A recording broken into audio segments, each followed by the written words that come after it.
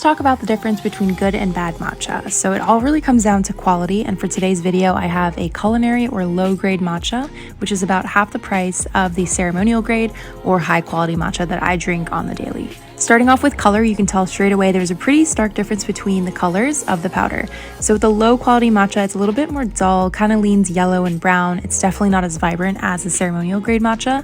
And matcha is harvested a few times a year, but you can only harvest ceremonial grade once a year. So that's the first harvest of the year, and the second and third will yield culinary matcha. So it's lacking nutrients and also flavor. In terms of taste, it can be a little bit more dull, fishy, and almost bitter, and this is kind of what it looks like mixed into a latte. Culinary matcha is more of a deep, vibrant green, and as mentioned, it is the first harvest of the year, so it really is the premium. You're tasting the plant at its prime. For this reason, you will end up with so much more flavor, but also more health benefits because the ceremonial grade matcha will be richer in anti-inflammatory ingredients, polyphenols, catechins, and more. When you compare the two, you can see such a big difference between the low and the high quality matcha.